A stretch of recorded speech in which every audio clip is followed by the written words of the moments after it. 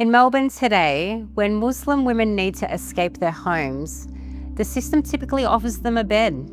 Unfortunately, that bed often places them in a shared house filled with alcohol, drugs, and men. For Muslim women striving to maintain their dignity and uphold their faith, this isn't safety. It's merely a different form of danger. We recognise that if we didn't step in to provide a halal, secure sanctuary, nobody else would.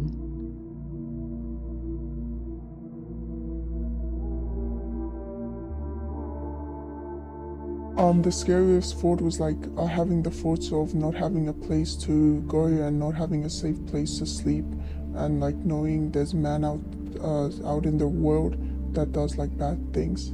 That was the scariest moment. For me, it was very uncomfortable.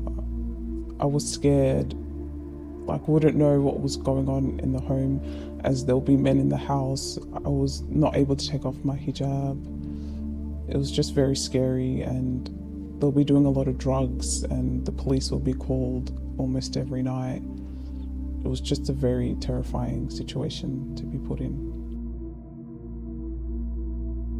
I don't really know, but people told me I could live in a refuge with men. That scared me, so I'd rather sleep outside on the streets because it felt safer than being in a room with men. I felt a sense of emptiness, and I lost hope, and I got in a lot of mental issues because of that. Walking in this house shows me that there is hope in life, and I can start all over again, and I can live in a safe environment and start a new life even without the family support. My first night sleeping here was very calm and peaceful, and I felt very safe in this home. Having a key to this home makes me feel very safe and comfortable and seen, and it's just a very nice environment to be in. It feels good knowing I have a safe place to go to whenever I need to, and I'm not being scared to come home knowing there's other men and stuff, so it feels good there's only women in here.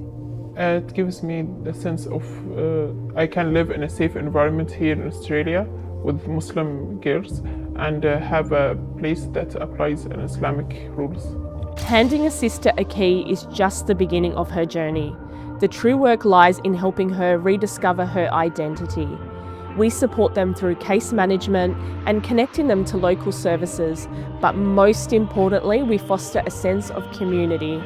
Melbourne Muslimers connects these women to a network that reminds them that they are valued, they are Muslim, and they are not alone.